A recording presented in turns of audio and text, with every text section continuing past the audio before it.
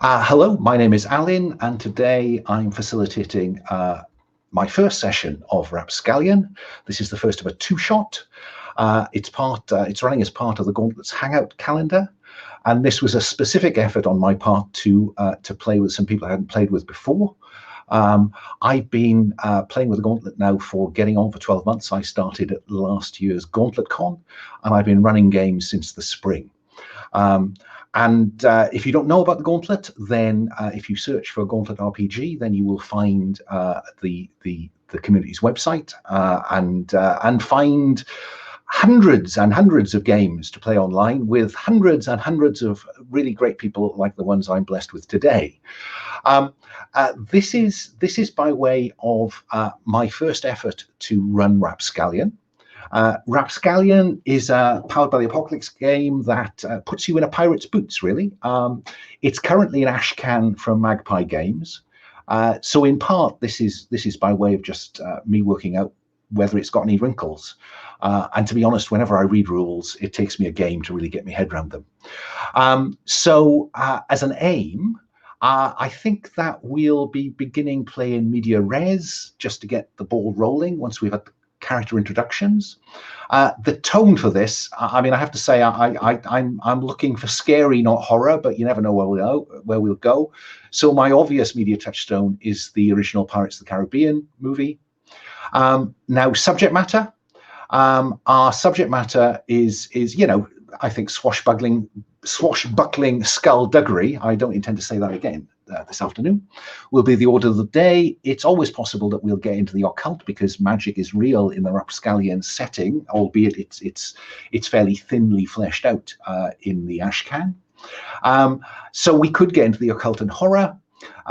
So we'll be careful to use some safety tools espoused by the Gauntlet community. This will include lines and veils. Now there is a tab on the character keeper for the players to see. My starting lines, which it seems to me highly unlikely to come up if we are going for that kind of pre-18. So sexual violence against children are my lines. These are and I was going to invite the players to type anything else they want into either lines or veils, so that there's a degree of anonymity who puts what where. So sexual violence against children, and now we have peril to pregnant women and infants. Absolutely fine. These are things we will not see in the fiction. We won't go near them. And as I say, if the players want to add any other lines to that, that's great. Veils, they may occur in the fiction, but if they do, we'll fade to black. The curtain will be drawn, whatever we use. And I start with 2, sex and torture. Sex because I'm old and British, and torture because I just don't think that fits the gruesome details of torture. It may be that a player wants to shift torture from veil to line. Feel free to do that if you don't want any sense of that at all. And any other veils that you'd like us to fade to black on, please put them in that section. We'll also be using the X card as a principal safety tool. I'll be honest with the players, I tend to focus on their faces much more than the chat when I'm playing. And so please, if I don't notice someone's put X card in the chat, please do draw my attention to it. Anybody, if you see it and I don't, please, draw my attention to it. Most obviously by, giving me the big X, so to speak. We're also playing with the Gauntlet inclusivity policy, and you can find details of that at the Gauntlet website. And we'll be running with open duel. So if during the game, for whatever reason, if this strays into some dangerous territory and you're concerned about it as a player, feel free to take a break. Equally, life happens. I had to run and get a doorbell recently, so we'll hope you'll come back. But if you don't, turn off your video and your microphone and have a stretch. That's not a problem. We know life happens, stuff happens. Do just take a break if you need it. I will try to put some breaks in. I'm aiming at 2 breaks in the next 3 hours. Fingers crossed that the action breaks neatly into that. But that's my CATS: concept, aim, tone, subject matter, and safety tools. And I know the players have all played with some of these before, so if there are any questions, feel free to ask them, but I hope that's reasonably clear. So with all that in mind, Rapscallion, sorry, I should have said I'm Alan, he, him. Rapscallion is a pirate, swashbuckling, magic, occult, supernaturally magic-y kind of game. We'll see where that takes us, but can we begin then in the order of the character keeper? Could I ask the players to introduce themselves, give us their pronouns, and then tell us a little something about their character just to whet our appetite, and then we'll do some questions to get the game rolling. So, Alexi, say hello, tell us about yourself, and tell us about Amos. Hello. So I'm Alexi, he, him. You can follow my gaming endeavors online at Cloven Pine Games. That's at Cloven Pine Games on Twitter and on itch.io. I'll be playing the captain in this game of Rapscallion, playing Captain Amos Nightshade. He is a man of the sea. He's a weather-beaten face. He's carrying around his cutlasses and his pistol. And he's a Titan killer in that he slew one of the Leviathans of the deep, and he has the Titan's blood on his hands, which means that I can speak the language of the Leviathans. I always know the way north. I can breathe underwater, and I have violent nightly prophetic dreams. So that's exciting. We'll get into other stuff later, like the mysterious treasure map I carry around. But yeah, for the moment, that's Amos Nightshade and his weird deal. Alexi, have you got any particular view of what form the Leviathans take, or are you prepared to flesh that out on the hoof? I'm picturing a kind of kraken-like being with many tentacles, and maybe it's hard to pin down the rest of its shape. I was really hoping you would have mentioned tentacles. Thank you for that. Moving along, Julie, say hello, introduce yourself, and tell us about Jamie Phillips, our chronicler.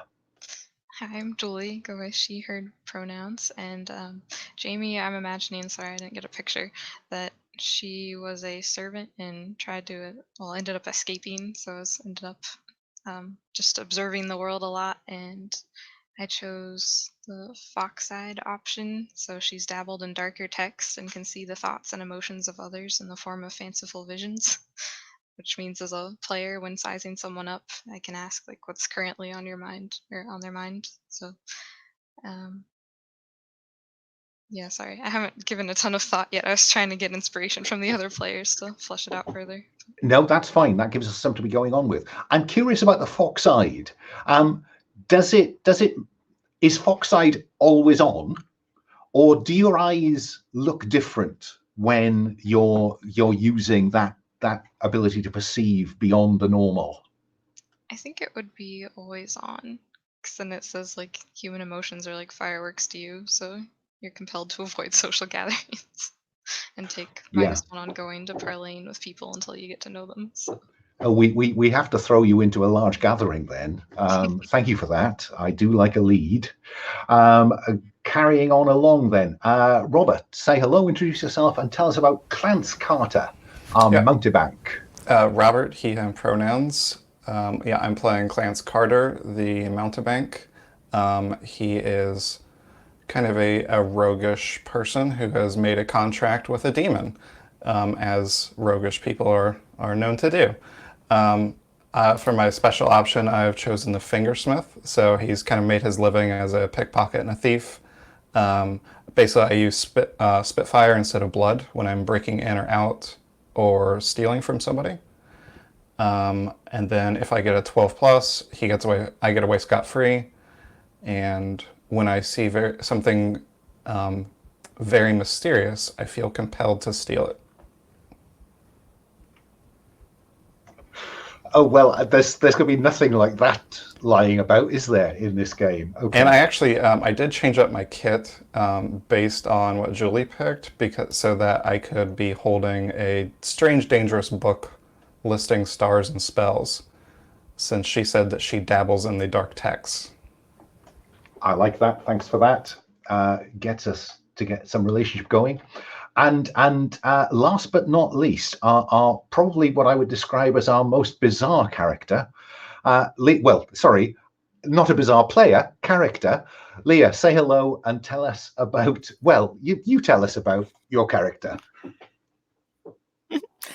Leah, she, her. You haven't played with me before, so you don't know yet whether I'm the most bizarre player. But my character, Raku Pugmill, is a golem, loyal to the ship, has a person on the ship who will decide, I think, in further character creation, who can give Raku orders. Raku's pronouns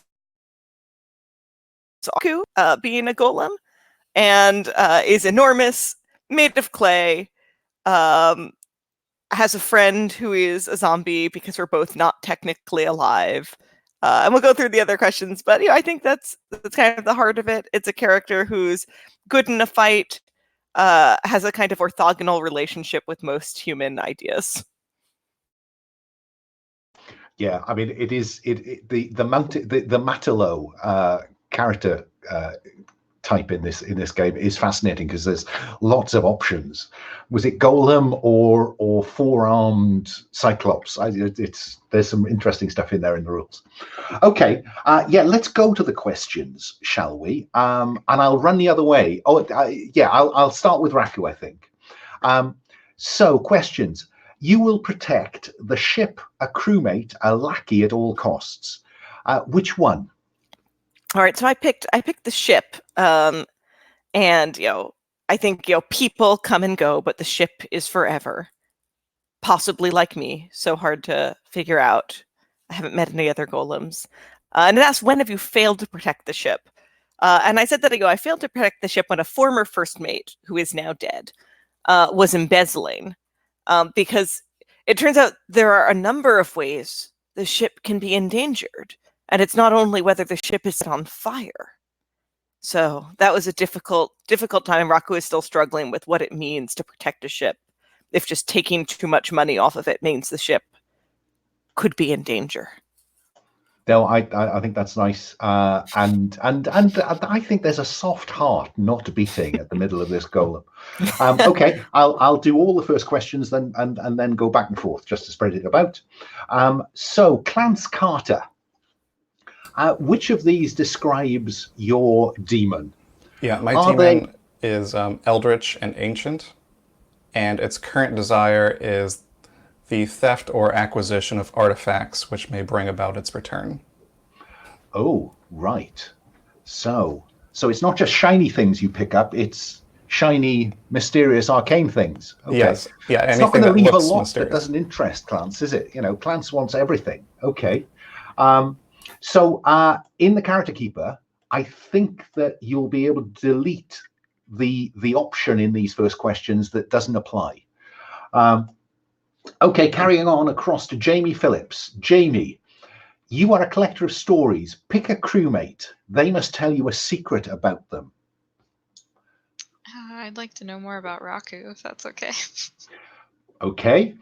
Raku, tell us a secret that Jamie has discovered about you or you have shared. Well, let's see. I'll come up with something which is I picked as part of my kit that I have a special tattoo that marks a debt or membership into a secret guild. So let's say that you know the secret of this tattoo, which involves a debt to called the Bucketheads, right? The law folks who are most angry at pirates. So in some way, I owe something to the folks who run down, arrest, and hang pirates.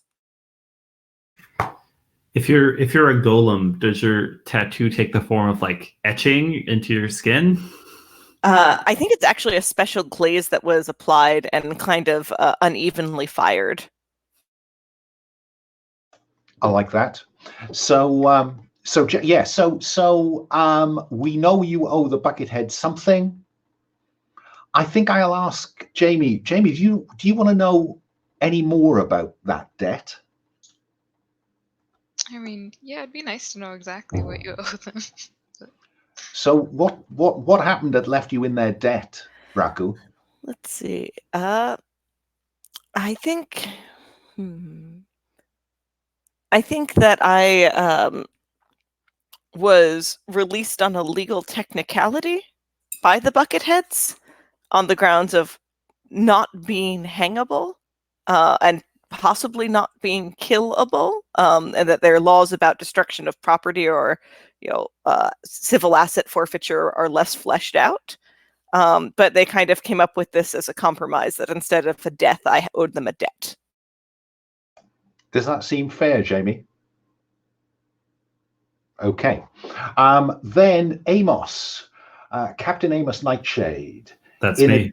In addition to your kit, you have a mysterious old map claiming to lead to treasure. How did you obtain it? I think the map is something I inherited from an old sea dog who regaled me with legends of the high seas when I was but a lad. So it's probably my most treasured possession. And I get to put an X on our map, marking the alleged location of this treasure, correct? Yeah. When we get, because one of the things in this game, just to our many viewers, is that everyone will add something to the map shortly. What I read that as meaning is that Amos will add something else. He'll mark the treasure as well as something on the map. So we'll do all that at the same time. So don't let me forget it when we get to the map. Absolutely. And then if we go back, starting with Amos, do you possess a treasure, a business, or a title? Who did you sacrifice to get it? Yeah. So which first, and what did you sacrifice? I'm going to say a title. I think that I, in my days of roaming, probably before acquiring this ship, right? I think I've had a number of adventures before taking to the seas. But one of these adventures involved performing a blood ritual where I gave up my memories of my own family in order to be inducted into the succession of this renegade noble house, which is the Nightshades, right? That's why I'm Amos Nightshade. And so, as the Nightshade heir, I have like a claim to a mainland duchy that is, currently not within my possession, but that's the title I have and and who I sacrificed for it. So, do people call you? I don't know. What's the son of or the heir to a duke? Baron, Baroness, Marquise? Do people know this? Do they make reference to it? Oh, good question. I think I'll like kind of drop hints about this, right? And kind of demand certain like forms of respect, but leave kind of a lot of rumors swirling about why exactly it is that Captain Nightshade has these particular demands. Fine. Okay. So it's Captain brackets Baron bracket Amos Nightshade when the moment arrives. Okay, I like that. So tell me about the Nightshades then. They're a, how described, a renegade noble house.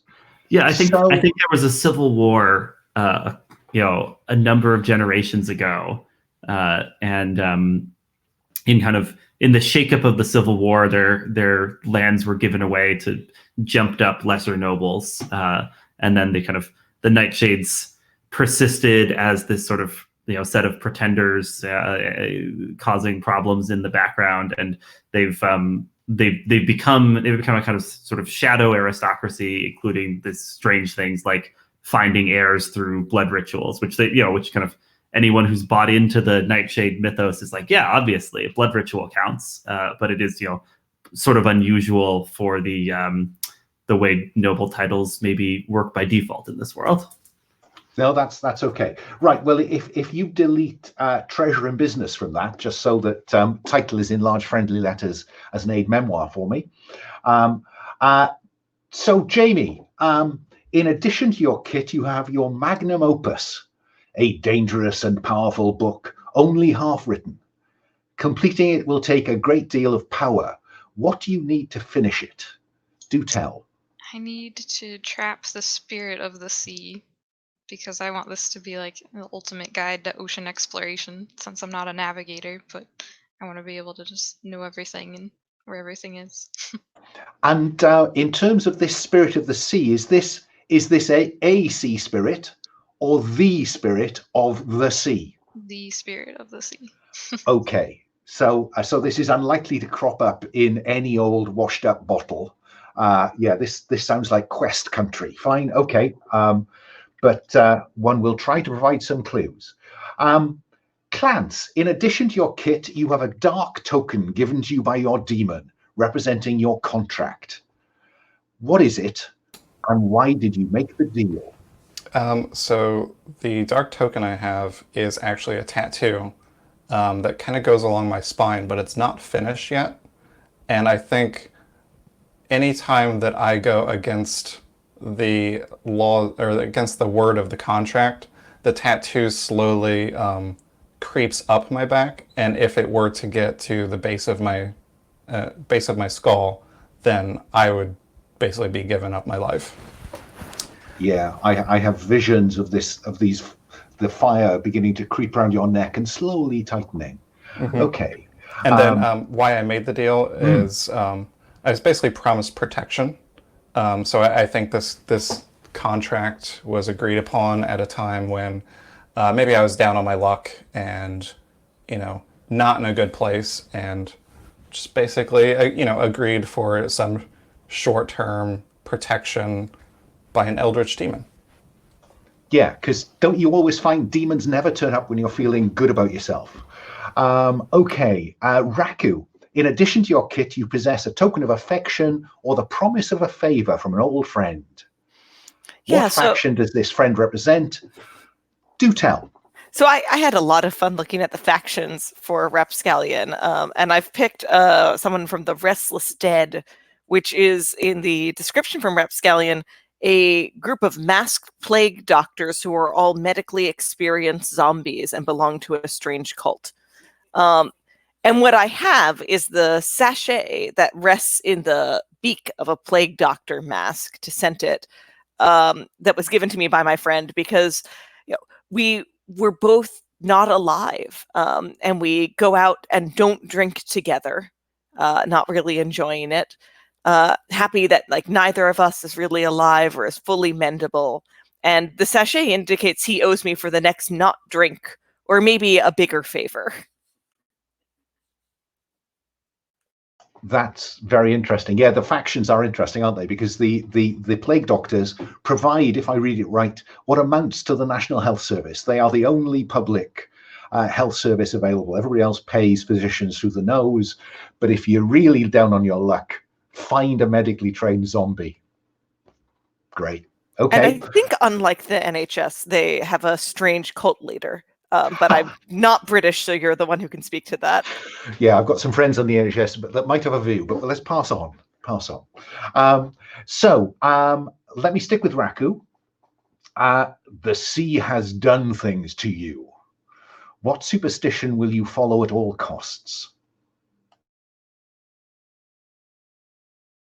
So I think the superstition I follow is that whenever I bloody a weapon, the blood on the weapon must be offered to the sea before the weapon is cleaned.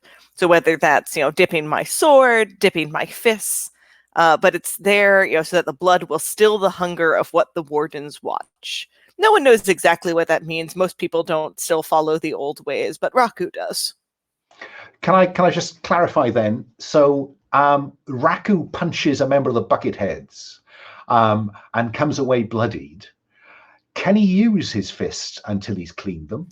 You can still use them, but they can't be put away or cleaned. So if we're on our way to a party, we're on docked, and Raku has beaten up a mugger, Raku needs to go back to the sea and dip his fists in the water, or go to the party spattered in blood. Those are the options. Fine. Now I understand that. That's great. Moving back, Clance, choose a crewmate. Why did you tell them your secret? I presume the secret about your demon. Yeah, I think I told Amos my secret. I think it was a gesture of goodwill and honesty for allowing me passage on his ship, And honestly, I think because I didn't expect him to believe me. So, it was kind of like whispering a secret into the wind sort of thing. But Yeah. also, yeah. It works for me. I think possibly I gave it more credence than you expected because I've killed a Leviathan. Boy, I know about strange things in these waters. But yeah, no, I like that. Yeah, I'm curious, Amos. Have you ever seen the demon or sign of the demon, or are you still working on Clance's word?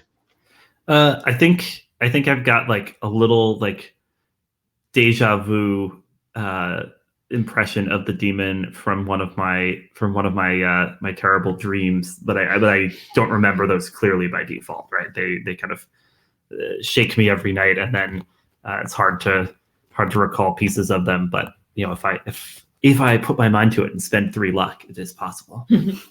Yeah, and until then, the connection between the demon in your dreams and your crewmate is unclear. Fine, okay, that's great.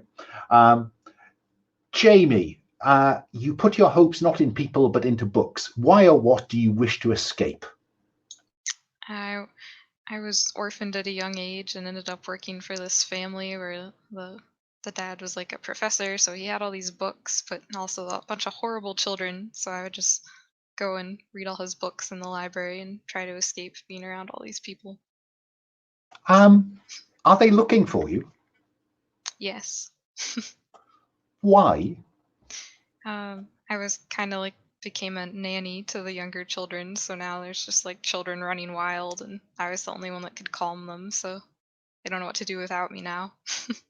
Can I drop a suggestion to you? Where did all your books come from? I think I took them from there when I left. Thank you for impaling yourself on that hook. And finally, Amos, not quite finally, we're getting there. This is your ship. How did it come into your possession? The traditional way. There was a merchant who didn't know what to do with her, so I commandeered the vessel to put it to better use. Yeah, because piracy is a constructive use of any ship. This might be the point actually where it's this might be the point where it's worth just fleshing out our ship a little. Given that it's your ship, Amos, I'll let you name her. Oh, very good. The ship's called the Crimson Sky. The Crimson Sky, fine. Because you'll find it must be said, in the Ashcan, the details of the ship is very minimal. And moves relating to the ship are very minimal. My expectation is that in the final version of the rules, there might be quite a bit of meat in that, mechanical meat, but there's not a lot of mechanical meat in this. So I'm we'll give it a go maybe, but I'm not focusing on lots of sea battles. So you've named it, Amos. Let me run across and ask Jamie, tell us something about the ship, its look or characteristics. I think the main like mast is kind of like old and beaten up. It hasn't been taken very well care of, so like maybe the sails are a little bit torn and tattered or been stitched together a little bit. Stitched together with scarlet thread, though. Yeah. Fine, thank you. So I've got the scarlet stitched sails. Clance, tell me something else about the Crimson Sky. I think, let's see, the Crimson Sky.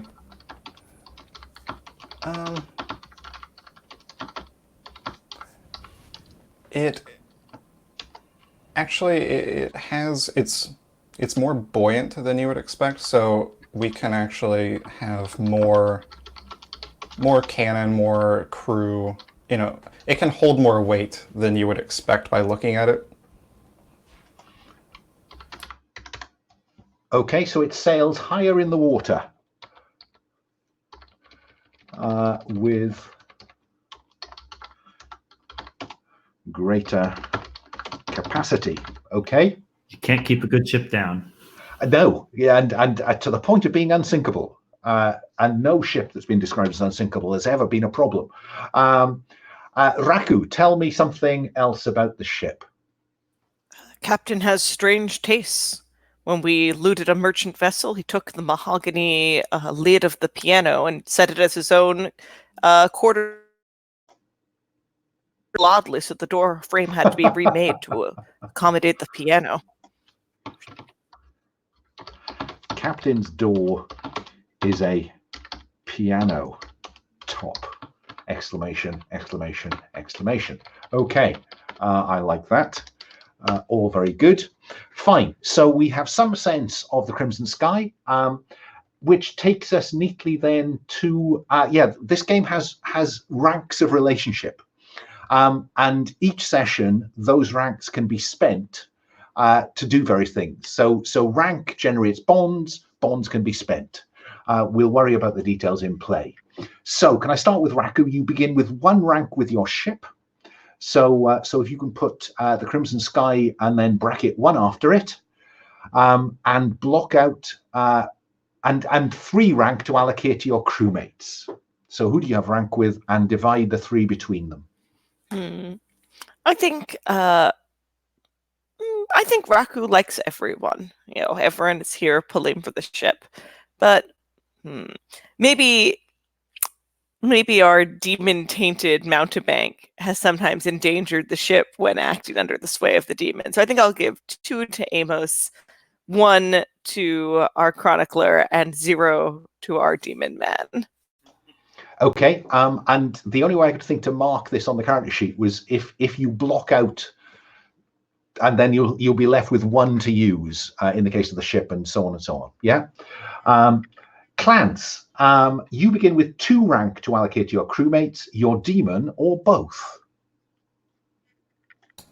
Yeah, so I'm going to allocate 1 rank to Amos and 1 rank to my demon. Which I notice you've called Abaddon. Yes. Great. Okay. And then Jamie, you begin with 1 rank to allocate to a crewman. Who do you have rank with? I'm gonna say Clance. Okay, very straightforward. And finally, Captain, you begin with 1 rank with your ship and 4 rank to allocate to your crewmates. How do you distribute it? Yeah, absolutely. I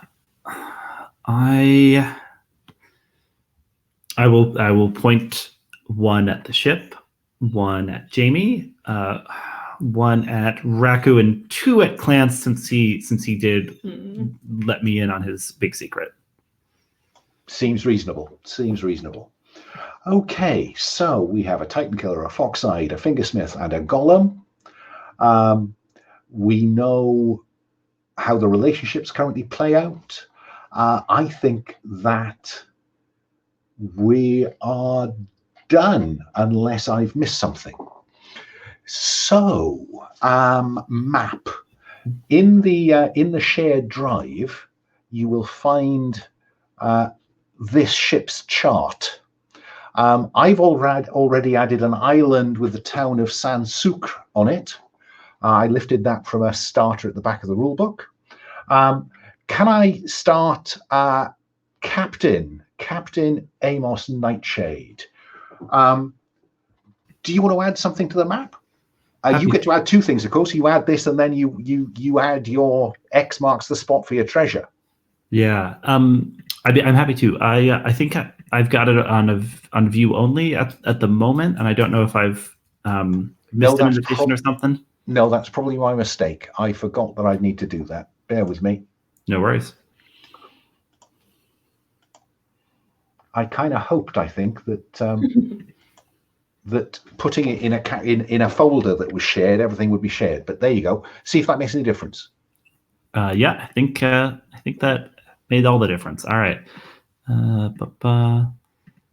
Adding some shapes. There's got to be a good X marks the spot shape, right? Yeah. All right. I'm making an X shape over here for the location of the treasure, and I think I think on my keepsake map, which doesn't have that many details, the treasure is said to be in a drowned temple. So there we go. And Great. I'll add one other thing to the map. I'll put in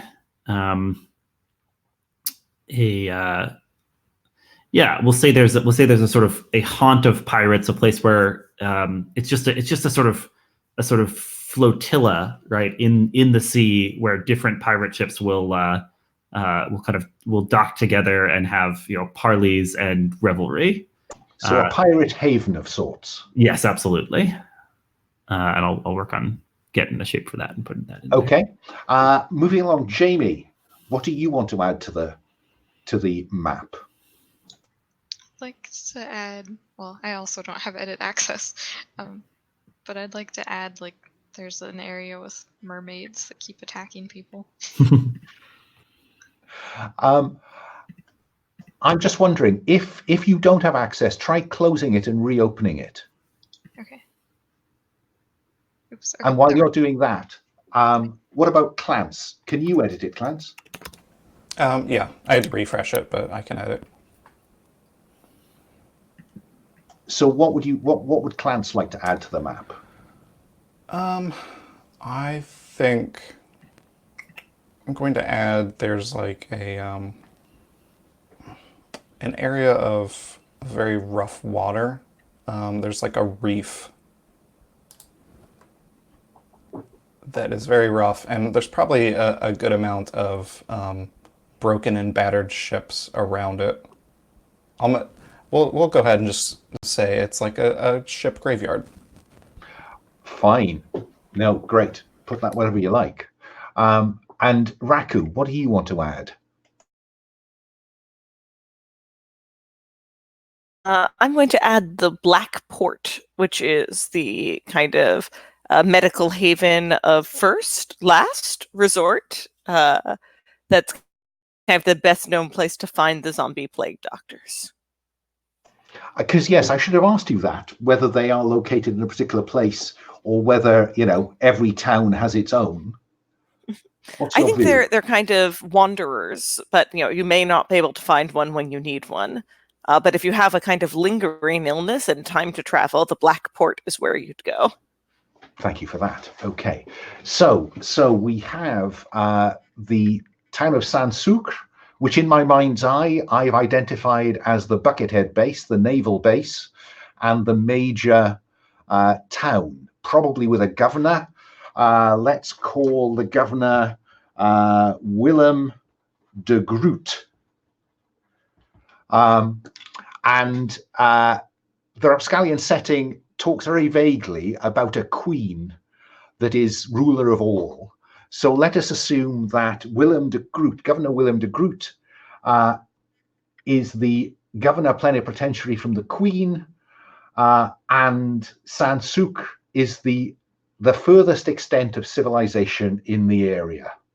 And all the Pirate Haven, the Deathwater, the Mermaid's Cove, the Drowned Temple, all these places that you've added to the map there be dragons. So they are beyond Sucre.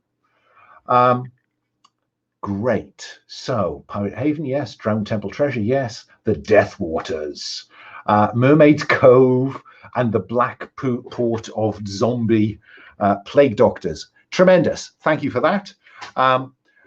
Quite how much we'll get to explore of this, I don't know. But I think we are ready to start in the sense of, okay, some establishing questions.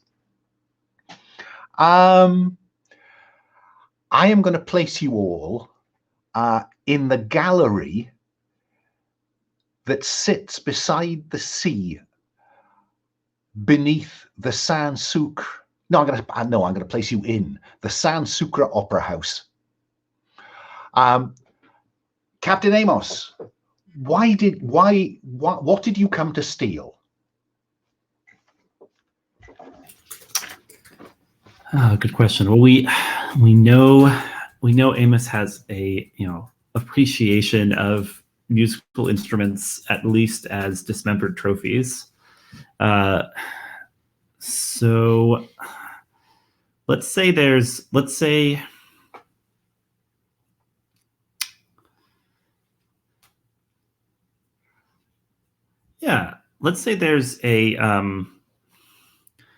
enchanted set of pipes. Actually, here we go. An inscribed set of pipes on the pipe organ of the opera house.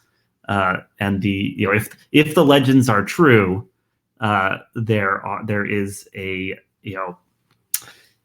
there's powerful kind of mystical insight in these pipes if you kind of like steal them, ink them, and like roll them out on parchment. They spell this out. So yeah, we got to get the pipes from the opera house pipe organ. Okay, just give me a flavor, Captain. How big are these? Are we talking about pipes, or are we talking about pipes? The big ones, obviously. Okay, no, that's fine. That's fine. Why have a golem if you can't carry big pipes? Okay. Let me ask Jamie. Where did the fire start?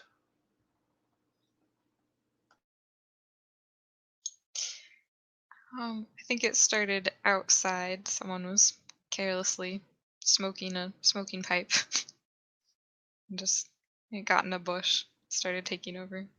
Okay, so because the Sucre Opera House is the grandest building. It was built as a monument of the arrival of civilization, and it is surrounded by attractive parkland and trees, carefully maintained by the governor's staff. And it appears that there is now quite a blaze in the trees abutting the Opera House. Clance, who's in danger from the fire?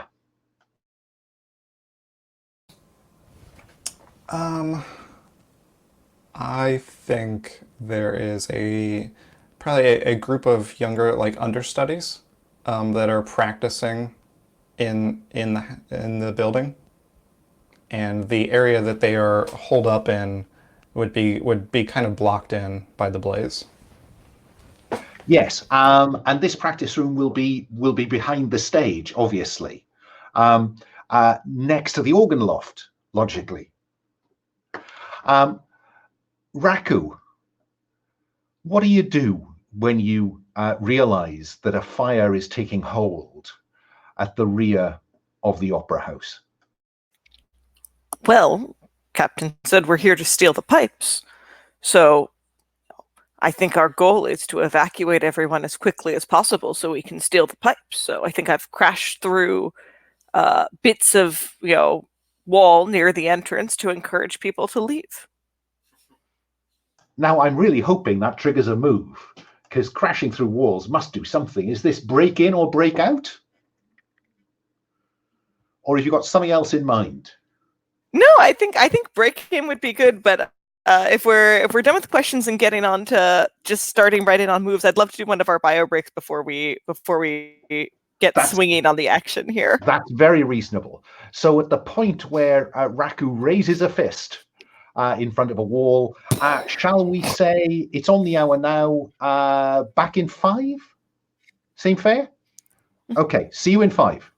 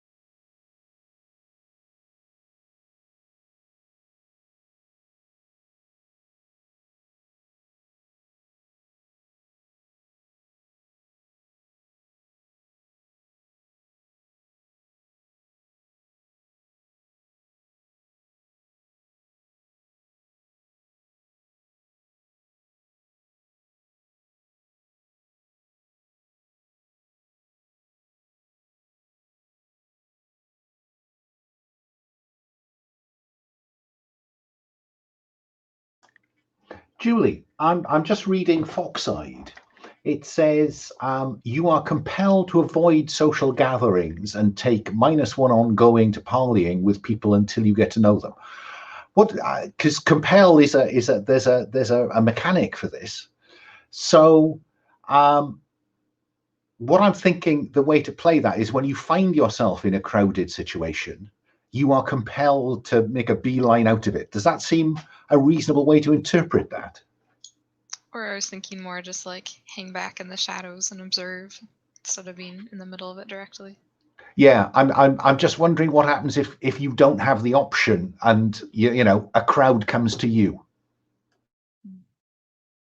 Yeah, we'll figure that out when we get there. Okay. Yeah, thanks for that reminder, Leo. It was very helpful. We have the San Sucre Opera House. There is a fire that started outside, which is now threatening the practice rooms at the back. And of course, that is the way you got in, because who goes in the front of an opera house when you're wanting to steal the pipes from the pipe organ? The organ loft where the pipes could be accessed from are next to the practice room, and the young singers, the apprentice singers and musicians who are practicing in the practice room are at risk. And that is, I think, where Raku was going to suggest that the simplest way to save these people is to make a hole in the wall and call them out away from the fire. Is that fair? The simplest way to get these people out of the way of us stealing the pipes, which absolutely will also mean they're alive. And all right. And Raku being a very, is I think a feeling golem. So I think that probably is break in, break out. All right. Plus I've blood. put a link. Can everyone see the dice roller? I tucked it in the ship column on the character card. Yes, I'm rolling plus blood, which is +2. Raku swings 2 giant fists and it's a big hit. So I rolled an 11. I'm adding 2 to that for a 13. So by way of kind of us all getting to grips with the rules and our viewers understanding them, do you want to tell us, read through the move and tell us what happens? Absolutely. When you see an opening to break in or break out, roll plus blood. On a hit, you've gotten in or out. Choose 1. On a 7 to 9, the fates choose one as well. And my options are: you suffer harm or weakness, you hop from the frying pan to the fire, you lose track of something important, and you leave evidence or attract attention. And to be honest, it's that last one that feels most natural to me here. I'm a giant golem smashing through the opera house, technically saving the day. Yes, so I think probably what we then see are these apprentices running, screaming, not just from the fire, but they're shouting, "There's a golem! There's a golem!" towards the auditorium. And of course, it is nighttime, because that's when you break into somewhere. And so there is a performance about to start in the auditorium. So we'll worry about what exactly happens shortly. Captain Amos Nightshade, what do we see you doing now that these apprentices have apparently been saved, and there is now a slightly simpler access to the organ loft? Yeah. Just picturing the scene. The practice room has been smashed into. The fire is looking at the back of the place, but there's aristocrats and opera goers all gathered in the auditorium at the moment. Okay. Yeah.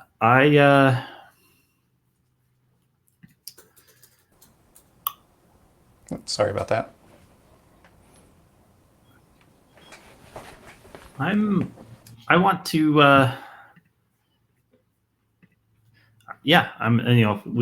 the plan is acquire those pipes, and I'm gonna head up to the organ loft, hand on a cutlass, ready to to deal with any problems that that come up as we claim our prize. I think probably that you clamber up the narrow wooden staircase to the organ loft. Sure. And as you burst into the organ loft, there are 3 people there. There are 2 boys about to start working the bellows, and Michelangelo Bernadotti, the famous organist, the famed organist, who is about to enter into the overture, and he looks over his shoulder and says, "Who are you?" Yeah. I kind of give a nod. I say, "Pardon me, gentlemen. These pipes are in the wrong place right now. We're gonna need to take them off your hands, if you wouldn't mind stepping aside." Is this? Are you threatening Maestro Bernadotti, or are you trying to convince him? It sounds like it's in the middle ground at the minute. I want to be clear. I think it's a threat for them as feels threatened by a piratical looking gentleman entering with a hand on a cutlass. Fine. So there is no hint of Baron Nightshade here. This is all Captain Amos. And Bernadotti shouts, "Are you a pirate?" And he puts his hands up. What do you do? Yeah. I'll kind of lay a finger to my lips, like don't spread it around, right? And gesture for him to step out of the way. I think you are now inviting him to do something, but I'll come back to that. All right. Clance, Jamie, you are still in the practice room with Raku, I think. What do we see you doing? Oh, I think Clance is probably, all the understudies have evacuated. I think I'm looking through their stuff, any valuables that we might be able to take or acquire. There is a surprisingly attractive brooch that someone has dropped. What do we see you doing? I think just picking it up and pocketing it, all in one fell swoop, not really calling attention to it. Yeah, I don't think I need you to do anything with Fingersmith. There is no one but friends to see you do that. I just wanted to know where it went. Jamie, what about you? I think I'd just kind of be looking around trying to figure out what all's in here. So, see if there's anything I could use that would be useful to document in my book. Let me think. Do we have a move for that? Size someone up. What are you looking for? Well, I was looking at the bottom of the character sheet where it says investigate. So I was wondering if I could use that and then roll and see what. I'd forgotten about your move. Go for it. Do investigate. Okay, got a 6. That move says roll plus vinegar. What's your vinegar? Oh yeah. Vinegar is 1, so I got 7. Well, sigh of relief, all right. All round. On 79, ask 1. Which question? You have 4. Which one do you want to ask me? Is there something here that I can use to my advantage? What is it? Among the belongings scattered, and Clance, I think, found a brooch. You see a diary. That's exciting. So I want to take that. And on the front, it is in the name of Imelda de Groot, that you know is the governor's daughter. Yeah. So while you and Clance are rifling through some distressed apprentices' goods, Raku, what about you?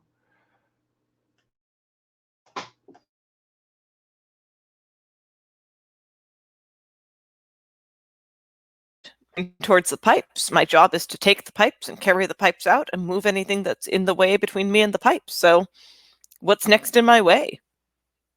Okay, well, follow the captain, I think. So, Amos, I think that you are now trying to convince them not to make a fuss, aren't you? Which sounds like parley to me. Yeah, if I can expand a little on my pitch here. Michelangelo Bernardotti is the organist, right? Yeah. Maestro, if you can let the fine folks out here know that there's some technical difficulties and tonight's performance will be delayed, I'd be most obliged, and might even be able to bring back your pipes once I've got what I need out of them. What do you mean, bring them back? Oh, they need to be checked out. I think I need to know whether parley has convinced him. So you parley with interest, offer them something, and the impression that the Maestro is getting is that you are offering him a degree of safety. Yeah, and that the pipes will come back to him if he cooperates, and I make no such guarantees if he makes problems for me here. So that's roll plus polish. All right. That's a 9 on the dice, and my polish is +1. Pushing that up to a 10. So on a 10, they take your offer. The fates may offer you something more, but you'll invite risk. The Maestro says,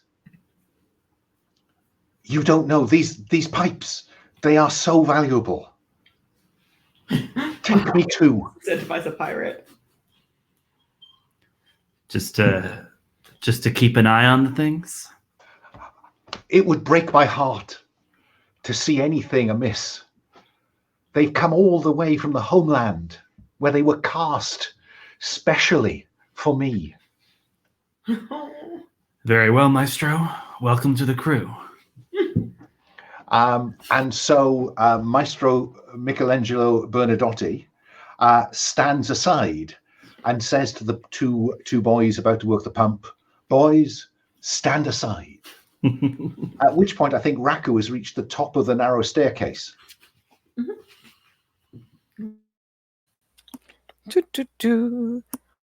Looking to see if I have any good moves for stealing pipes. Let's see.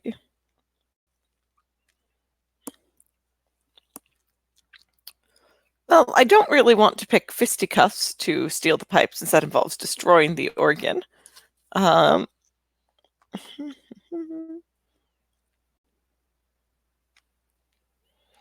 think maybe what I want to do as an enormous golem faced with a subtle task is to twist fate. So I'm not sure I have anything else that suits well to this challenge. I go with twist fate or conceivably break out. Yeah, the word break worries me there, since the captain said he wanted the pipes whole. So I think I'm going to go with twist fate. So I'm rolling, Fine. I think of what I do to, be twisting fate is that as I kind of reach up, I lay my enormous hands against the pipes, and they're made and carved objects just like I am, and try and really, it's almost that even when they're not being played, just the air moving through the room just sounds a very, very note that I can hear, and I'm leaning into that sound to try and figure out how I can do this reasonably. Let's see. Roll plus Spitfire. Yep.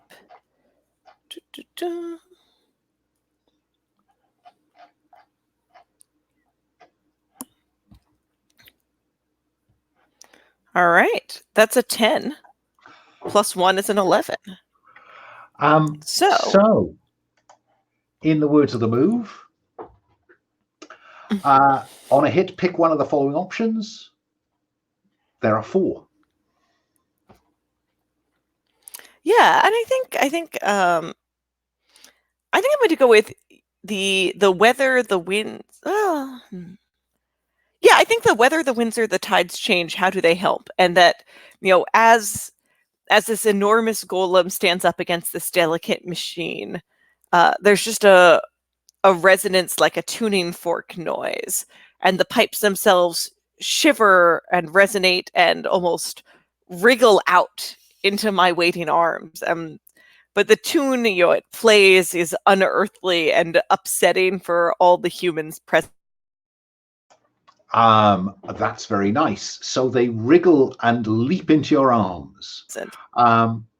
Yeah, but they are very disturbing, Amos. I think I need you to stand your ground in the face of this unearthly sound. Yeah, absolutely. And like possibly it's like I'm gritting my teeth and getting kind of flashbacks to these Leviathan nightmares I have, where I've heard these things. What am I standing my ground in the what action am I trying not to do with the standing my ground? I think it's whether you are going to take some kind of weakness as a result of this, because I think you are at risk of, because you all have different sets of weaknesses. Yeah. And I think in your case, I'm thinking perhaps that it exhausts you or makes you sick. Okay. Yeah. Weird noises. Who knows what they can do to people? Unearthly. They're resonating in your bowels. I have to spend bond with someone to do this. I'll spend a bond with Raku, who is a trusted crewmate, and maybe I even like reach out a hand and like grip its clay shoulder to try to steady myself and not give in to the strange call of the music being invoked here. So I'm rolling +1 on this against this compel. That's an 11. And what the move says, on a hit, you've escaped your vices, or your weakness in this case, which is a shame because I was hoping to get a weakness in early on, but never mind. And so, yes, I think that perhaps when Raku becomes aware of what's happening, it clutches the pipes to stop them resonating, to stop them vibrating, and the sound just goes back. Meanwhile, below in the practice room, Clance, there is quite a panic spreading. You can hear through the door that the apprentices left through shouts of fire, fire. What do you do? I think I would go and I think I'm just going to like embed myself in the crowd, like in the panic, and see if I can maybe do some pickpocketing.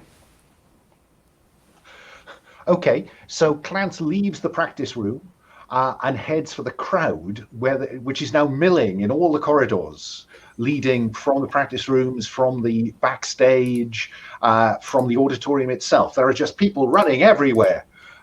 Because I placed this in the 17th century, I don't think fire exits are well marked. Jamie, what about you? I think I'm trying to open the diary because I'm imagining it's like sealed with some kind of magical lock or something, so I can't just open it. I'm not going to make life that difficult for you. I'm going to say that it's got a little metal hasp. There is a lock on it, though. A physical lock. So I guess I'm just trying to break that off with something then. I don't think that I need to make you roll to break in or break out. It's a diary, for goodness sake. So you just I mean, what have you got in your kit that you could reasonably narratively use to do that with?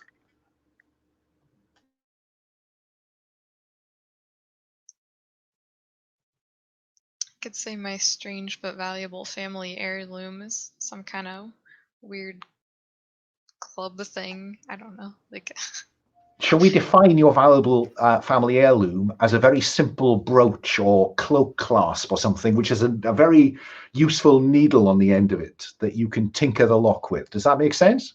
yeah, that makes sense. Okay, and so pop, and you begin to leaf through, because you're fascinated with the written word. So you'll begin to leaf through and absorb what the diary can tell you. The fire has now taken hold in the wall of the practice room, Jamie. So while you are reading while Sucre burns, Captain Amos, you and Raku are in the organ loft. The way you came in, as you look down into the practice room, you can see the fire is taking hold, but Jamie is reading, apparently entirely oblivious. What do you do, Captain? Phillips, it's time for books later. Now's the time to make good our escape. Oh, yes, Captain. So I'm seeing Amos clambering down the stairs, the steep stairs. Raku, do you clamber or do you jump?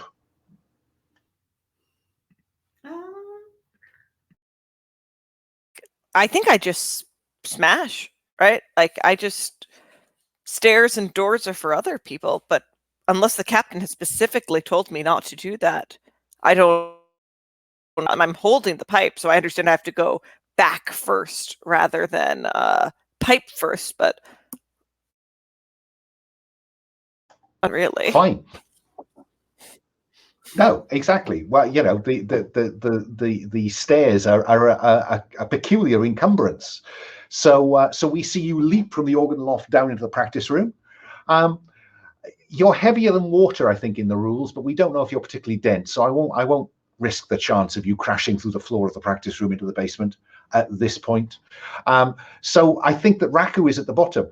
I'm imagining that maybe 2 of these pipes are key. So there's kind of one over each shoulder, unless yeah, does that seem fair? Okay. Yeah. And Amos, where from here? Ooh, we've got Michelangelo coming with us too. You do. Yeah. New crew member. Excellent. Yeah, I look around. I spot the. Seems like the best way out of the opera house is. We got fire on one side, and you've got fire on the outside wall, yeah, and a door that leads towards the auditorium, which is where Clance is headed. Auditorium full of people milling about. Okay, cool. The great and the good of Sucre. Yeah. I will.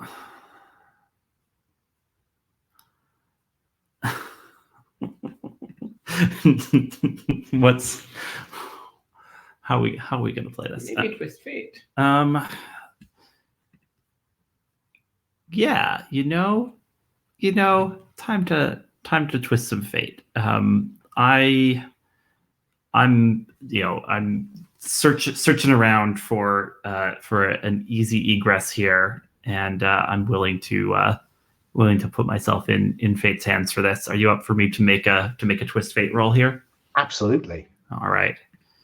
That's boxcars on the board. So I'm picking. I noticed something overlooked in this area that might help me. What is it? With the hope that the overlooked thing is a non-fiery, non-crowded exit from the opera house. Certainly, it's a non-fiery one, as well as the obvious door that leads towards the corridors and the auditorium in general. Mm-hmm.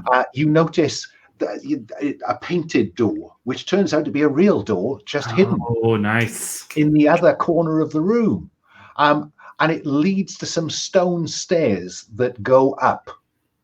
That's great. Yeah, I think we see Amos like do like the lick the finger, hold it up thing, and then like holds it over to this door, and like there's like some kind of a draft coming from it, such that he realizes it's a real door, opens it up. This way. And so I see Amos. Jamie, do you wait for Raku to go first, or does Raku bring up the rear? Raku's in the rear. I'd go next. Okay, so I see the three of you racing up this stairway. Who knows where it will end up? Meanwhile, Clance, out in the corridors, there are buckethead officers, there are grand ladies, there are gentlemen. You have come out behind the boxes that overlook the stage. So I'm very happy for you to see what you can pick up. Are we thinking fingers?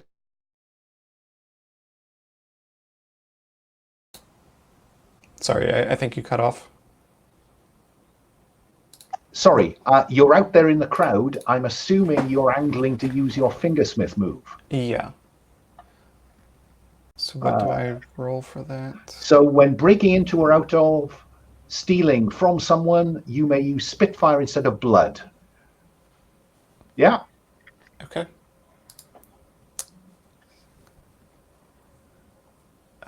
So that is a 7. Okay. If you get 12 plus, you get away scot-free. Whenever you see something really shiny, so yes, there are many shiny things here.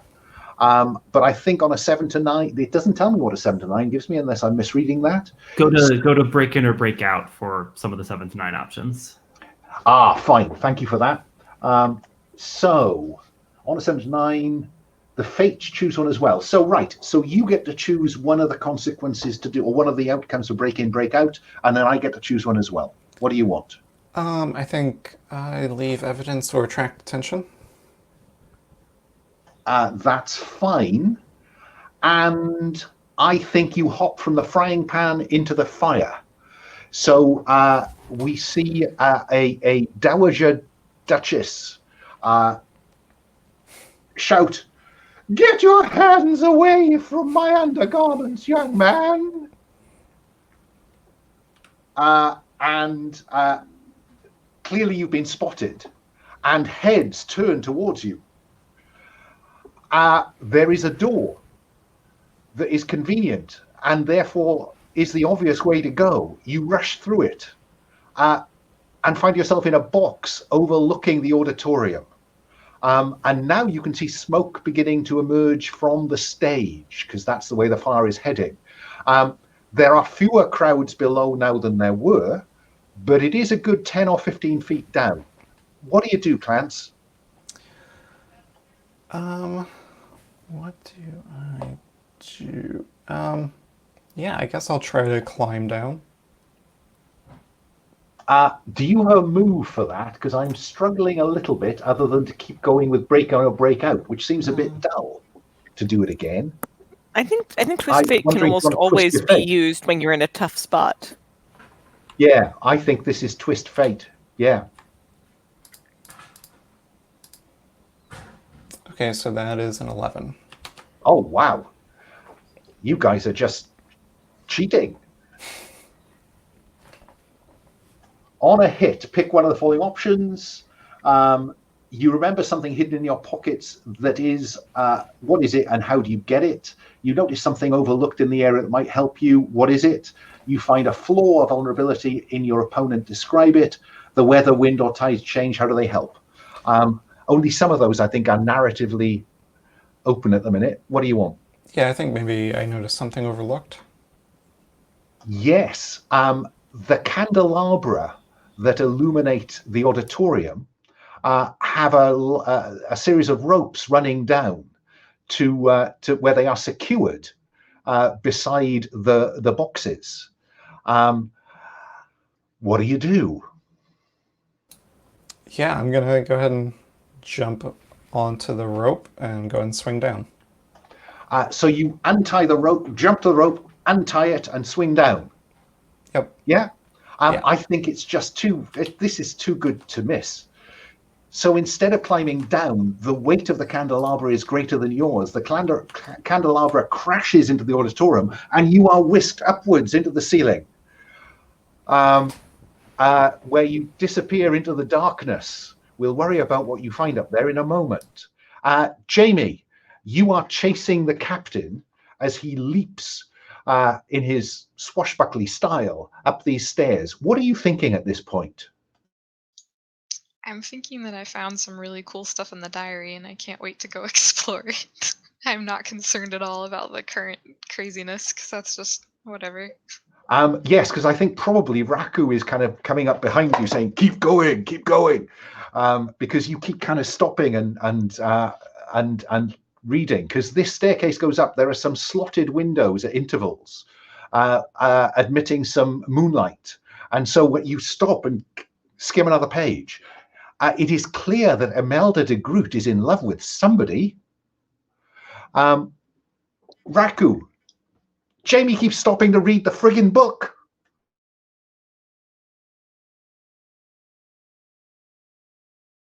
I'm checking out my options here because one of my instincts is she can read the book all she wants as long as I just grab her. Well, I tell you what, you consider your options. I'll jump to Amos at the front of this, gallantly charging up the staircase. What do you do when you reach a door, Amos? I try to open it. You're on the roof. Hey, that's great. That's a good place to be. Across the way, you can see smoke and the light of flames licking up the side of the opera house. What do you do, or do you want to just kind of draw breath? No, I'm first thing is just scan what I can see of the island from the roof, and especially route the route back to the secret cove where we've docked our ship. Right? How do is there a good way to make our way down and then scurry in that direction? Okay, I think that the opera house sits on the estuary, and the docks are to one side, away from the flames.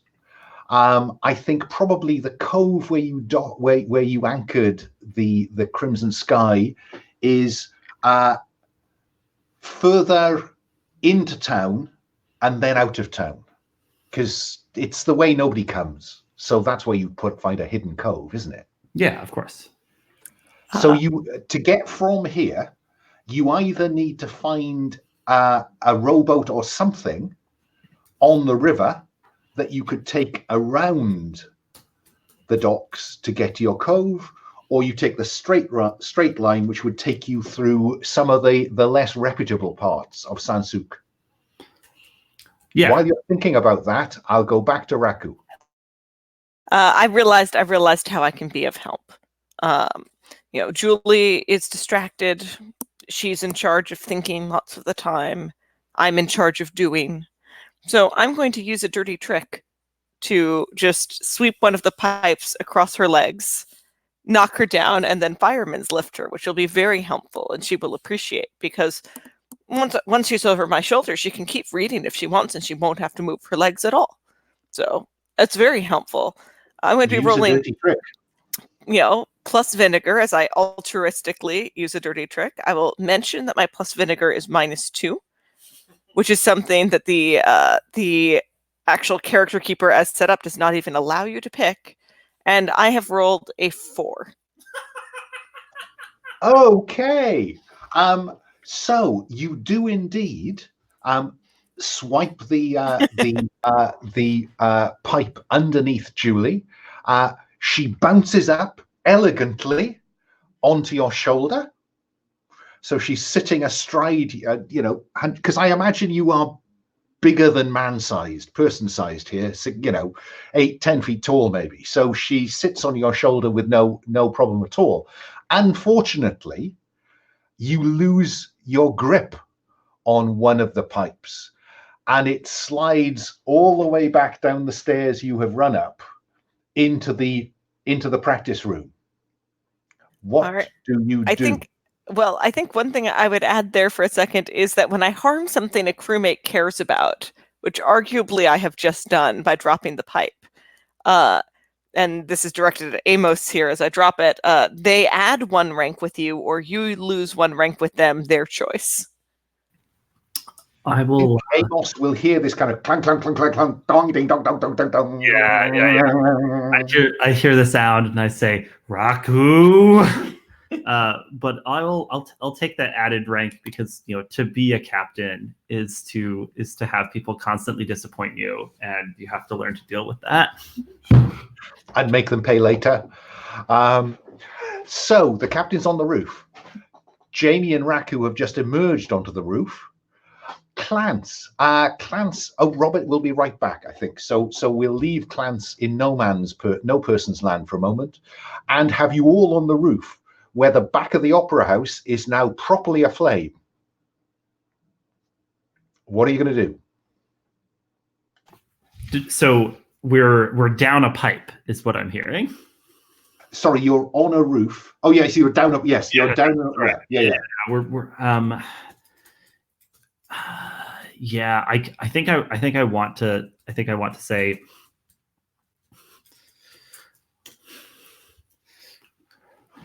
We're not leaving here with half the treasure in flames.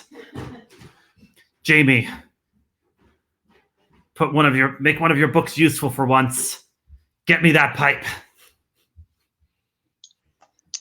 Okay. In the hopes that you have a djinn that'll be helpful for this situation. Yeah. So I kind of forgot this before. Like, I have 2 books with me, I think. So I didn't really define what those are, but maybe one could give me telekinetic powers or something. So I can try and I have to say it's not terribly well, is it? It says 2 books you've written using your wordsmith move. 1 rank with 1, both -1 ongoing to your choice. And I'm assuming that's a choice inside the wordsmith move. So unless somebody's got a better way to interpret this, I think this operates the wordsmith move. And you need to include one of your books and give it a name and give it a rank, so you have bond with it. That might be the one that contains, I quote, a tome of great power with an angry djinn in it.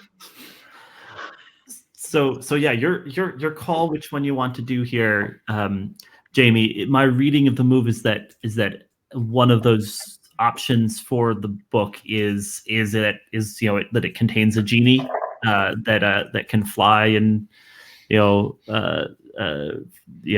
pick different options for what it can do. That's a suggestion for how to approach this. And of course, with your kit, you have one with specifically an angry genie, if that's the one you really want to use. What are you thinking, Jeremy?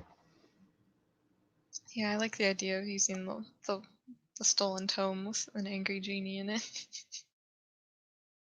That sounds useful right now. Then I'd better mechanize my command there, just to give us more chances not to have this blow up in our face. Because I can this command move that the captain has is when I choose a goal and command my crew, spend X bond with any crew and roll plus bond spent.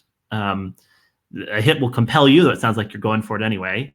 And there's kind of options I can pick as sort of bonuses for you while you're doing this. So sound good, Alan, for me to roll that command.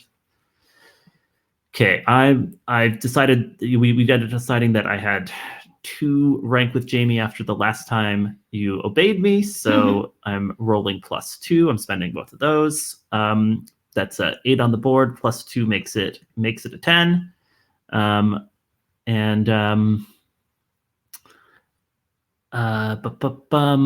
pick that you can spend bond with me, and to add that to your roll even after rolling. And you have 1 temporary rank with lackeys and nearby enemies. which would include the genie one way or another, we think. Yeah, I think that's fair. So you have 2 ranks, I think, to spend on that basis, and you can spend your own rank with somebody that narratively makes sense. So you've got quite a lot to be going on here, Jamie, in terms of getting your genie to do what you want your genie to do. So bearing in mind the normal characteristics of genie, what do you tell the genie to do?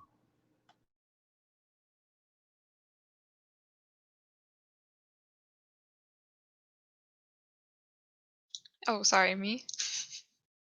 Oops. Yeah, it's mine. Duh. So I think I just ask it to reunite us with the pipe. To reunite us with the pipe. Okay. And I can't think of any way to do this than to just have you roll your wordsmith move, unless I'm getting this entirely wrong. So, and it's a terribly wordy one, isn't it? Yeah, for some reason the way I read it initially was like I don't currently have books yet until I like initially use that move to write them. So I was thinking I'm just currently using like the stolen tome with an angry one in it now. So I'm Yeah. not sure what I would roll for that though. I think just to check in, I think you you do start out with books. Yeah. Just because there's in your kit 2 books you've written using your wordsmith move. So it's you're kind of saying that like off screen before the game you wordsmith these books. Okay. But I think so you've got those 2 books that we can worry about later. We seem to be going for the 3rd book, which is the one with the djinn in it. And I'm struggling a bit to mechanize that other than to have you twist fate. That sounds good. Yeah, but you have the various bonds, at least 3, I think, that you could burn.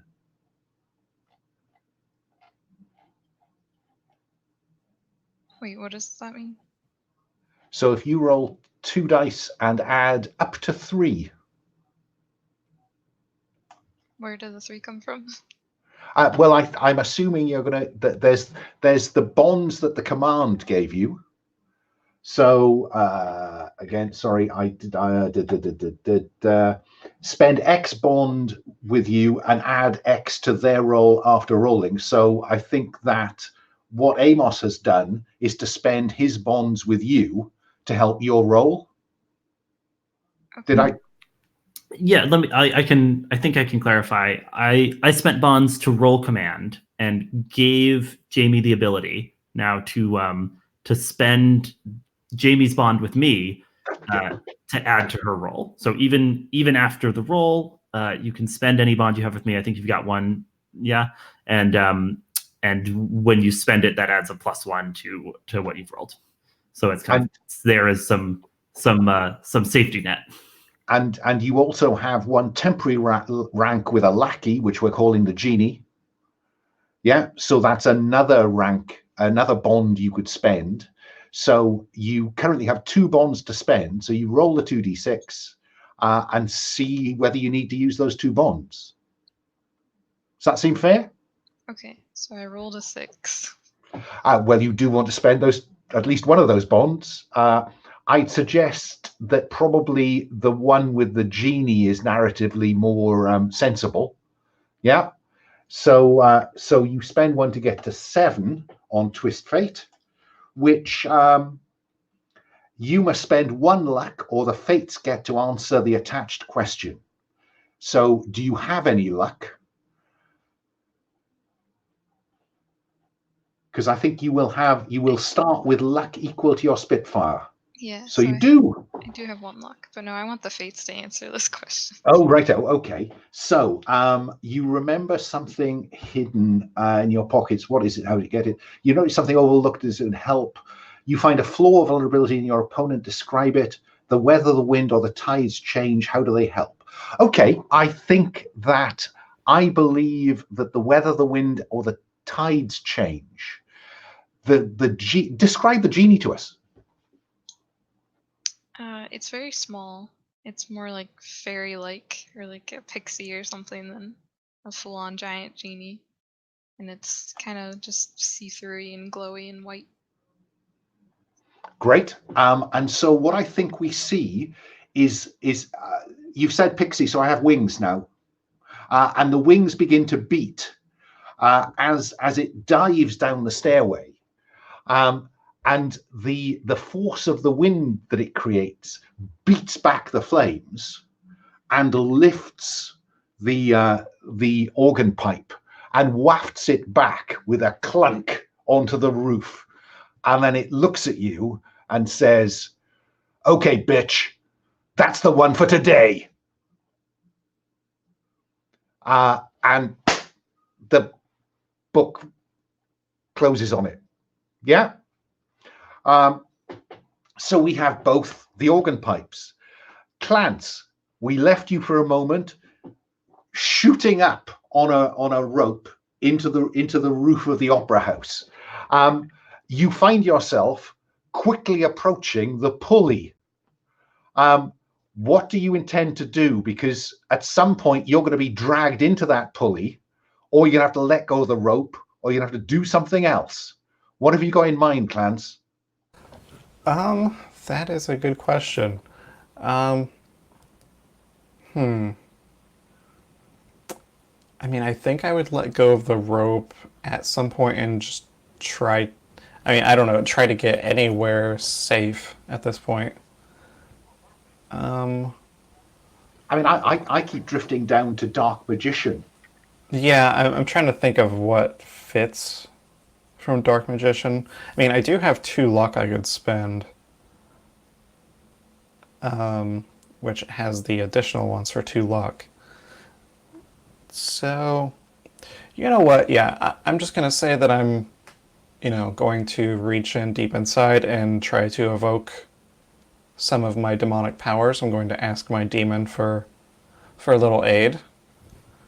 So I will go ahead. Oh, so I do have to spend the luck beforehand. So yeah, I'll spend 2 luck. I'll spend both my luck. I think you just need to spend 1 to make the roll. You might want to keep the other one back until, or just... Yeah, if I spend 2 luck, then there's like a bonus table of powers. Fine. So I want to go for that one. I want to get the bonus powers. Okay, so that is a 7. So on 7 to 9, you roll 1d6 to determine which of your powers. So or it you can looks take like 2 harm to choose. Abaddon can draw on some other demons for you. Is that the way you see that working? Yeah, I think that makes sense. Go for it. Or I could take 2 harm to choose which one I want. No, all 3 of those are good, so we'll just roll it. 5. So for a scene, you may meld into any shadow you touch and transport yourself to another shadow within sight range. And you are in the shadows of the roof. Mm-hmm. And as you raced up towards it, the flickering flames that are now creeping out on the stage below you showed that there is a glass roof here with a walkway, a shadowy walkway around the rim of it. So what do we see in the movie? Because we have a special effects budget we've barely touched. The pixie was just... Yeah, I think Clance just does like the poof and disappears, kind of like Nightcrawler in the X-Men movies. Just bam, and then appears outside on that walkway. Tremendous. There is a poof, Captain, and there's Clance emerging from a shadowy space in the center of the roof. Clance, you picked up what we needed. Well, if you meant some loose change and a nice new brooch, yeah, I got it. You guys got the pipes, right? I did not know that we needed a brooch, but I have gotten pipe. And then looks at the other one. Z.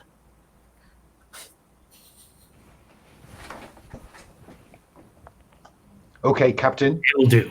It'll do. Poor Captain. You're on the roof of a burning building. And I've What do you do? got my 3 crewmates, 2 pipes, and one organist who's coming along with us, presumably like carefully like polishing off the pipe we just yoinked out of the fire. With Indeed, yeah. Indeed. All right, we're headed down to street level. We'll make our way carefully through the scum belt and then rejoin the rest of the crew, and then it's to the sea with the crimson sky. Are you with me? Are you with me? Of course. Oh, Captain, my captain. Yes, I am right here, said Raku, moving slightly closer. With you. So Amos, clearly the crew are with you. They are with you on the roof of the burning building. Yep. And they know now where you are heading. I would just like a little guide as to how you're going to get off the roof. Yeah, I think the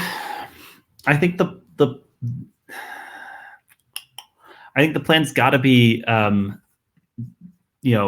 get to like run over to like a flagpole or something, kind of go jutting off of the opera house, and then attach a grapple hook to it and rappel down one by one, probably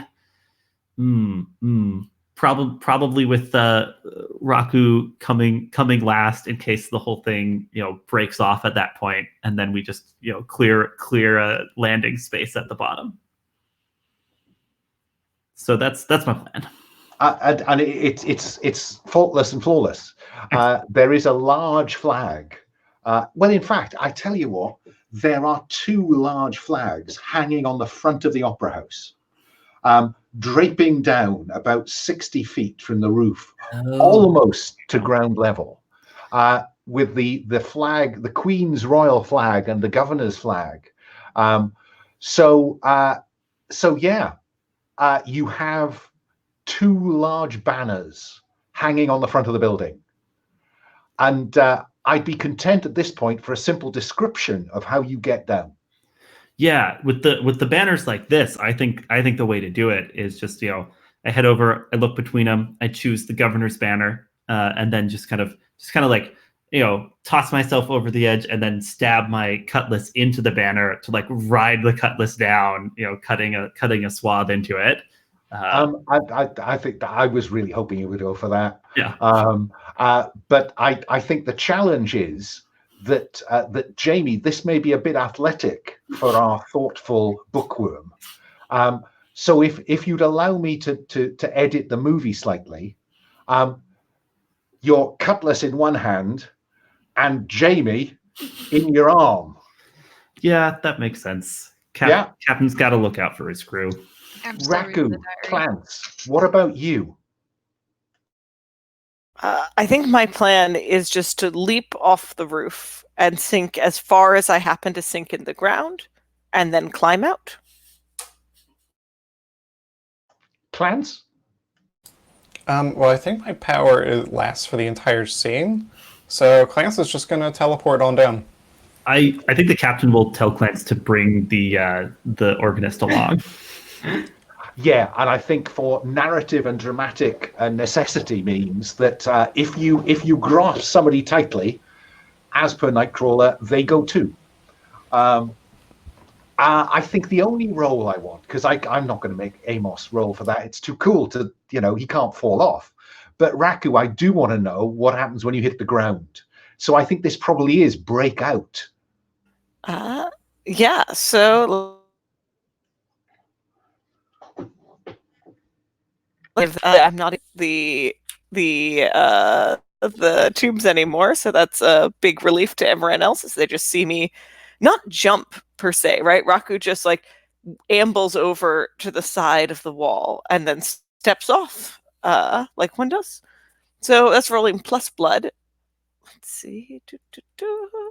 Raku's done this kind of thing before, and it's always a good landing if he doesn't wind up with his head below ground level, is how he feels about it.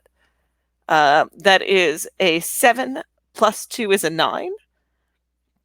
So, I think I had to pick. So I get to pick one consequence, and you get to pick one consequence.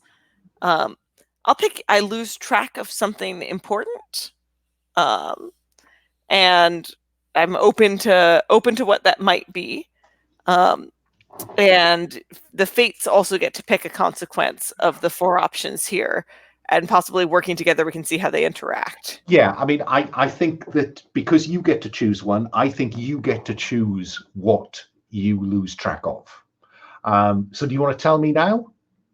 Because maybe I can use that to leverage the next one. Let's say, my main goals. Well, I have a pitch, but I want to run it by Amos for approval before I do it. I think I lose track of the fact that I'm supposed to aim when I step off buildings, and I'm wondering if Amos might take any harm when I partly land on it. Just hammering the captain here. I'm open to this because I've got a whole bunch of health that I haven't done anything with yet. Yeah, and I think that there is this clearly potentially comic interlude where the captain slides very kind of butchly down all the way down, lands almost on tiptoe, and Jamie steps away, and then but everyone is expecting Raku to land on him, and it crashes down next to him, and then Raku turns and wallops him with the pipe. I think that's fair, and I will say my fists are 2 harm weapons, so that gives us kind of the sense. So would you take 2 harm, Amos? Meanwhile, Clance and Maestro Bernadotti just have appeared. I get to choose one. Let me think. Leave evidence or attract attention. I won't take that one. We'll just take that as a narrative necessity.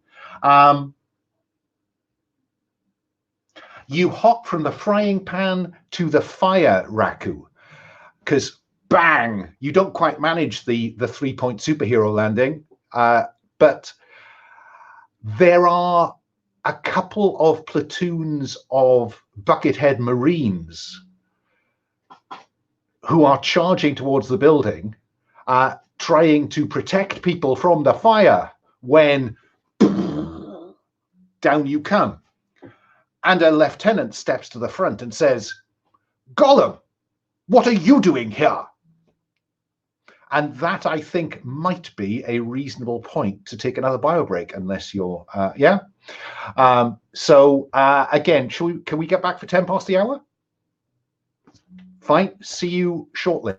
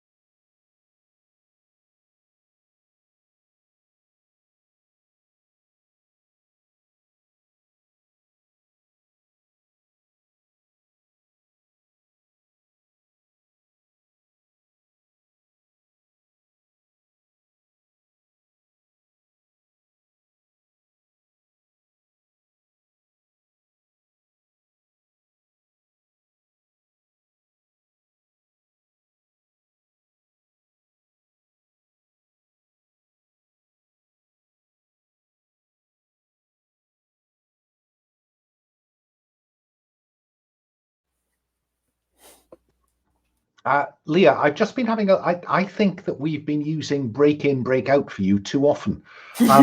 Check out your fisticuffs move, because when you want to bust through something, take the angry or bloodthirsty weakness and low. I was leaning towards doing this with the guys, actually, since there's a platoon, they're in our way, and I was thinking fisticuffs might be the right approach here. Yeah, I think it worked, because if you hit, you destroy any object in your way. So I think we need to bear in mind from now on that you don't break and break out. You just hit things.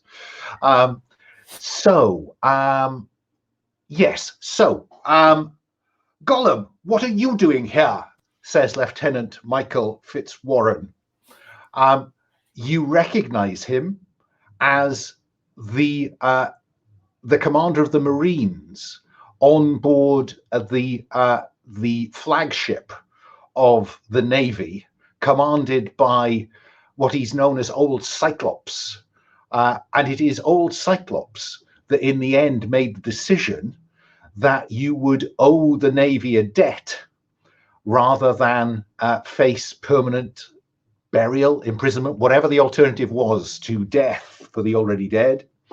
And so Fitzwarren knows about this debt and says to you, "What are you doing with those organ pipes?" Yeah, I think Raku? I think I say, and I think it's up to you whether this is a stand your ground in the face of this debt, right? But I say, I am working on not being here, and then I will have left civilized territory as requested. But first I was in it, so now I am working very hard to leave. And I guess you are in my way, so I must work very hard to do what you would want, which is leave. I think you're right. I think you need to stand your ground in the first instance, in the face of the compel that he has just thrown at you, really, which is, are you not stealing those organ pipes, Golem? So stand your ground, and depending on how that goes, that may or may not narrow or not your options. Yeah, so I think I'd say, like, no, we are not stealing them. We are borrowing them because the captain has promised we will return them, and the captain is a man who keeps promises. So that is not stealing, and is therefore allowed. I'm going to spend 1 bond with the ship, because if I listen to the Buckethead and stay with him, I won't go back to the ship, and the ship needs me to take care of it. So competing debts. Go ahead. Yeah. So there's just a lot of people here I owe things to, but the ship is the most important thing because it's a ship.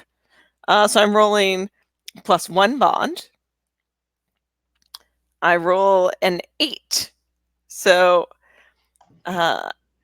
take 1. And so I think, let's see what I'm curious what my weaknesses are. So let me glance back for a second at what my options are here. I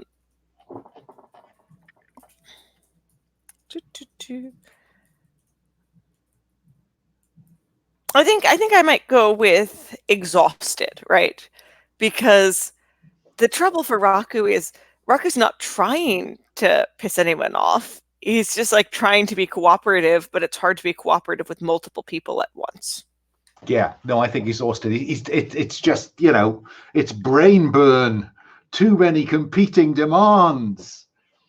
Danger, Will Robinson does not compute. So, yeah, fine. Mark exhausted, and you will need extended rest to get rid of your exhausted weakness. And while you're exhausted, you will roll 3 dice and take the 2 lowest when rolling with blood. Great. So with that in mind... Yeah, I believe I was going to roll with blood next. I thought that was what you'd kind of hinted at. Clearing the way. So I say to the Bucketheads, like, I am following your orders to leave.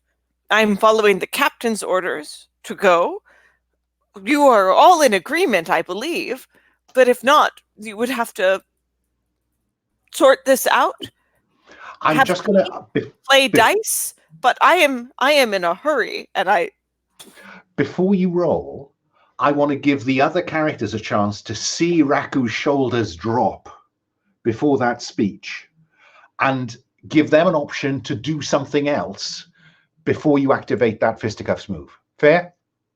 Anyone want to step into the breach?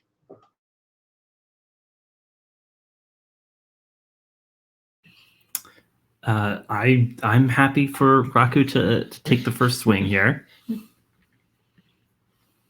Okay, yeah, I just wondered whether there was anybody wanted to step up and come up with a different way to escape the situation. Raku, roll 3 dice, take the bottom 2 with blood. Fisticuffs.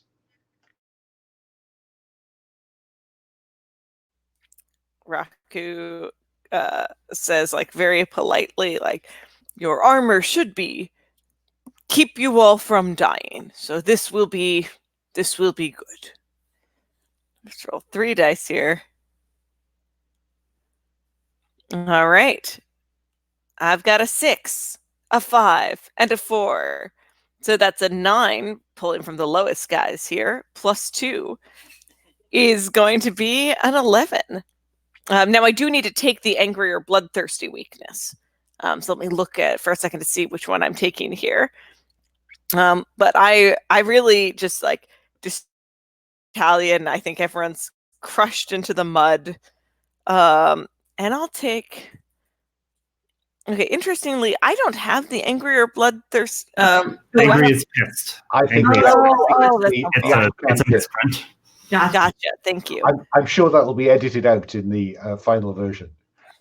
So I'll take pissed then, which means that when insulted, I'll have to be stand my ground if I don't want to fly into a rage and do something dumb. Great. But I think I am just knocking them all down, a little exhausted and pissed because I'm like, I am reasonable. Like I explained why this was all reasonable.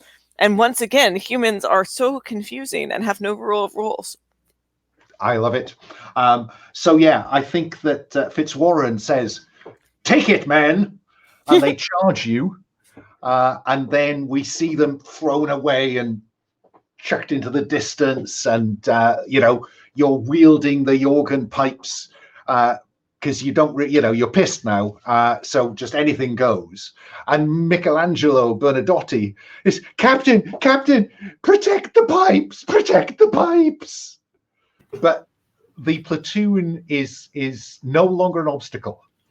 So, Jamie, this is all going on at the front of the Opera House, where there's a large crowd of people watching the fire take hold. And from the crowd, you hear a shout of, for a show. "That's my children's nanny." Oh no. I think I have to, Jamie, compel your difficulty with crowds, particularly given that one of them is now an identifiable person looking for you. So this is your, where's it gone? So there are fireworks, there are fireworks going off around Raku as the rage takes hold. Fitzwarren is getting angry. There are all kinds of fireworks going off. The crowd is frightened by the fire. And now the professor's absolute anger that you, the stealer of half his library, are there in plain view.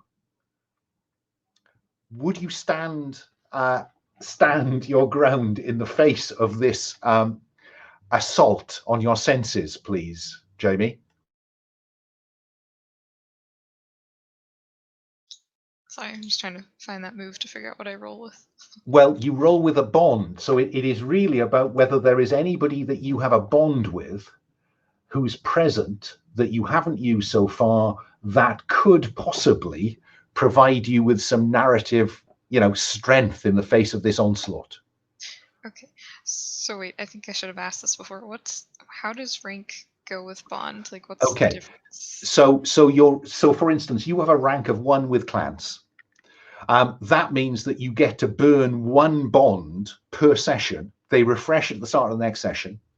So you have 1 bond to burn by involving Clance some way in keeping your cool in the face of this assault. So I'll start with you. Do you have any suggestion about how you can leverage your relationship with Clance into this to make it a valid +1 to your roll? And then I'll open it to Clance if he wants to chip in with a possibility. But I start with you, Jamie.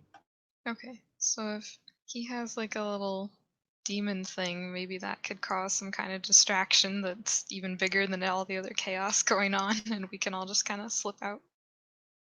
I'll go with that. Shall we say that you believe that if the worst comes to the worst, Clance's demon might help you?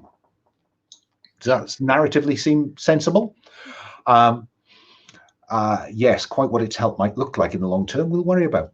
But yeah, so I think you roll with +1 to stand your ground. So I got 4. Even if with the +1, so. Oh my goodness. So you don't stand your ground, I think, and I am going to have you collapse in a heap. You faint in the face of this onslaught. So, Captain, there is a route open. Raku has charged through the platoon of Marines. You have a route, but you also have a fainting wordsmith, chronicler. What do you do? Yeah, I like cast my eyes to heavens for a moment. I say, Fates, you've given me this crew.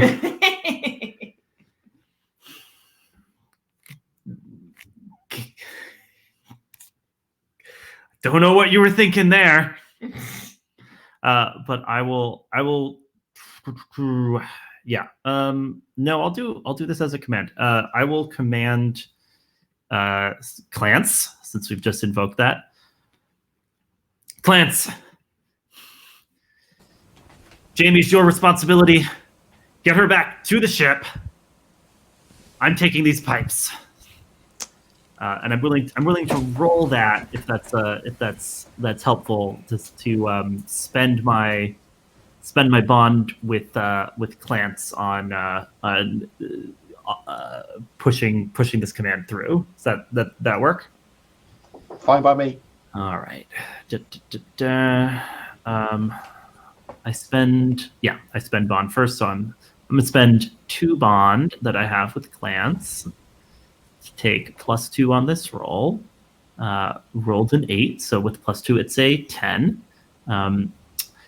So you are compelled to do as I say. So if you wanted to just leave Jamie behind, you'd have to stand your ground. But it's your call.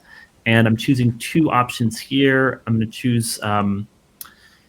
I'll choose the option that you can't be compelled by any weakness or by your health going dark. So with this command behind you, you have a protection against compulsions here, and do you have an outstanding rank with me? You do. I'll give you the option that you can spend your bond with me to add 1 to your roll even after rolling. What do you do, Clance? Yeah. So are we still narratively in the same scene such that I can teleport, or? I think we're about to leave that scene. Now that the route is open, I think we'll come to scene end. So I tell you what, I'm prepared to have you use it one last time to whisk Jamie into the distance to the direction to which Raku is charging, and have Amos follow you out. Does that seem fair? Yeah, I like the idea of Amos giving this order, to protect Jamie and get Jamie out. And I'm just, aye, Captain. And I pick up Jamie, and I'm already I've teleported there before Amos has even gotten there. And I'm just looking back all right, now it's your turn. And I think probably that will just leave Jamie with the weakness. I don't know if it's a startler. compel when hearing a loud noise, flee or take -1 on going to blood until you found some quiet. So I think that would make sense. That you arrive at the end of the teleport, Jamie. You regain some conscious, but you need a bit of calm to recover. So would you mark Startler? And I think that's a reasonable kind of narrative consequence of that terrible role of yours. And I think that given the Marines are out the way, I think that we have a montage of you making your way through the alleys of Sucre, and then cut to on board the Crimson Sky, where I think, Amos, you've had the men lay out some sailcloth, and you have inked up because Jamie is still a little bit confused, so she's clearly not minded you taking some of her ink. Oh yeah, well, yeah, fair's fair. We got the ship. We'll take some ink. Fine. And so we see you rolling first one and then another pipe. And when you roll the first one out, it just seems to be gibberish. But when you roll the second one out on top of it, what do you discover, Captain? Oh, very good. I think the kind of combined message rolled from the two pipes is a detailed description of the dangers and opportunities of the drowned temple from my map. Can I suggest that it provides a route through the Death Waters towards the site? Yeah, I like that. Yeah, because they are kind of between where you are now and where you would like to get to, Captain. They are kind of in the way, aren't they? Yeah, so they provide you with a chart to guide the sky, this Crimson Sky, towards your hoped for treasure. We're a bit early, but I kind of feel that that's a neat place to just finish session one, unless someone would like a scene just in the aftermath. I guess in the maybe during the credits montage, we probably see the maestro working to working the ink off of these pipes as we probably our plan is to drop him off at the pirate haven where he can find passage back to San Sucre with the pipes that we've returned now that we've got what we need from them. I might tinker the map a bit to put the pirate haven on your way to the Death Waters. Yeah. Would anyone else like to give us a quick description of what we see in the closing titles?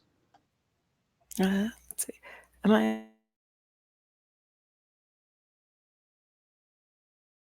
Oh, you froze then, Leah. All right. I think we see the maestro kind of just in a further montage of where he's left from all this, who is now trying to compose music that is drawn from the unearthly, disturbing song that almost frighted Amos out of his breeches. But for the maestro, this is uncharted territory. Yeah, and in the follow-up to this movie that we're halfway through, almost certainly that will unleash something. Okay, Jamie, what do we see? What do we see Jamie doing, or what would Jamie like to see going on in this closing montage?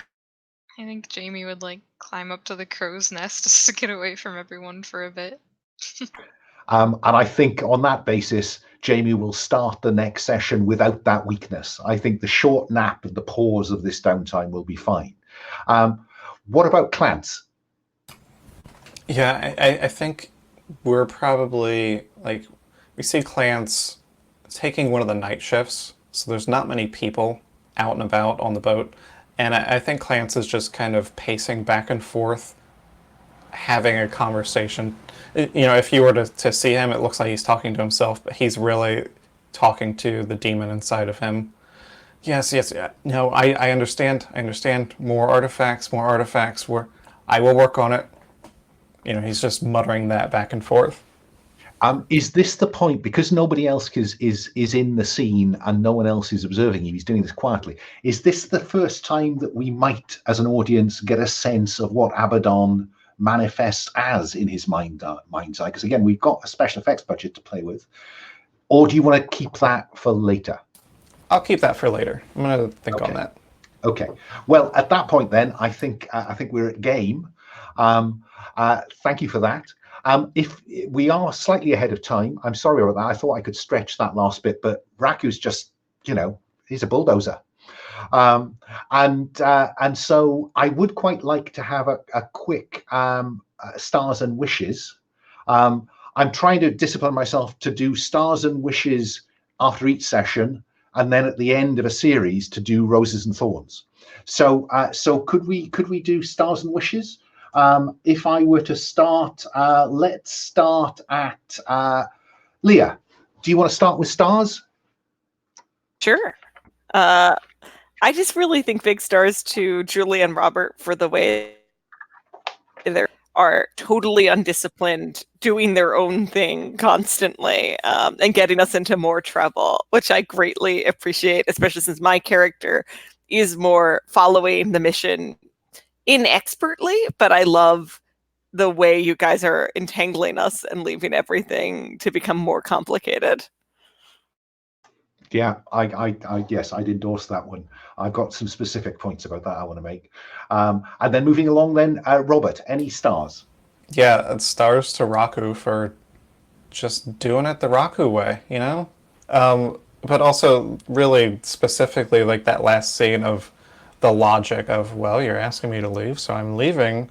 Why are you in my way? Okay, oh well, I'm just doing what I was asked. Yes, Raku computes. Julie, any stars? Oh yeah, I really liked how Captain Amos is like just the perfect captain, like trying to take charge, and then like, oh gosh, like what is this crew I have here, and just working with us to still get things done. Yeah, working with the material that he has on hand. Alexi, any stars? Yeah, absolutely. I think it's a star to Julie and to you, Alan, together for the you know, kind of when I shot the ball into your court on working out this genie moment, and it turned out very very cool and very funny as played out. So stars to our book stealing chronicler and our you know, dirty mouthed pixie GM. Yeah, once you said pixie, I just couldn't resist. Yeah, my stars, particular moments that I loved. Yeah, I think Raku's a real character. You know, if this series runs and runs, Raku will get a spin-off. I think Clance, this desire to get nice things, and then the way that you rolled into being thrown into the ceiling, just lovely. Julie, I loved the way that Jamie, you know, read book. No, escape. No, read book. And yeah, Alexi, I think Captain Amos Nightshade is developing into this kind of almost long-suffering captain. That if only he had recruited those 3 other crew members from the Pirate Haven, life would be so much simpler. And just generally the way that the ensemble kind of went with the circumstances we found ourselves in. So yeah, stars all round for that, guys. Thank you. I'll go back the other way. Wishes, things that you would really like to see if you could in our second and sadly final session. Start with Alexi. Yeah, I want to see. I mean, I want to see more of all these characters and everybody getting to use all their moves. So definitely want to see some cool stuff with the Chronicler's books and the powers locked into those. I want to see I want to see that demon that the Mountebank has. You know, I appreciate you building the suspense, but definitely want that payoff in our second half and finale here. And you know, I'm fascinated by all the connections Raku has to the different factions of this world, and I want those to come to play. You know, even if we're headed towards my X marks the spot, it'd be great if we somehow got, you know, entangled with either the wardens or the plague doctor zombies, or, you know, the other people that Raku has these, you know, unexpected ties to. Yeah, I certainly hope to get at least one of those on scene. 2 on a good day, 3, don't know. 3 is a bad Julie. day for us, honestly. Yeah. So, Julie, any wishes for next time? Yes, I also wish the Chronicler can use her books properly. Sorry, I did not understand that at all, so I will figure that out and be prepared. And yeah, I can't wait to like get on the ship and get on the ocean and go places. So Great. No, I think the wordsmith is quite a complicated set of stuff to get your head around, to be honest, because there's very little in the book that sets up the background for this apart from the moves. So the rules are in the shared folder, so you know, feel free to browse them. Because absolutely, I'm way behind the speed on that. I almost thought about not having the Chronicler in, because I thought this sounds a bit complicated, but as it turns out, I'm really pleased we got a Chronicler. So thanks for that. Okay, and then Robert, what about you? Wishes? Yeah, I mean, I also want to just see more demon interactions, and like kind of, you know, the same thing for me. I didn't get a chance to read Dark Magician in its entirety enough, and it's like there's a lot there. Plus, combined with the Devil's Contract, I didn't even realize I can basically take harm to gain luck. So then I can take harm to gain luck to use Dark Magician. So yeah, I want to see more demon nonsense. Well, I'll try and back you into a corner where the only option you have is a demon. Leah, any wishes for next time? Yeah, so one bonus star that I forgot, I loved your in medias res scene setting, and just asking how did the fire start is a great like setting question. So that was delightful. My wishes is that it feels like we're going after treasure with a lot of conflicting goals among our crew. So I'm looking forward to a little bit of conflict as, you know, sea spirit summoners, demon contract people all kind of clash about what we're finding and what our priorities are. And I'm really have a strong wish that all of you are in extreme danger, because I have a move that really presumes you're in danger, and I'm here to help. Yeah, let that heart of gold shine through. Yeah. One last wish I forgot to say is I want to shoot some things with our cannons on the ship. Fine. Sea battle. Okay. Okay, folks. Let you go a bit early, but enjoy the rest of your day. I will stop the broadcast now. Say bye-bye to the internet.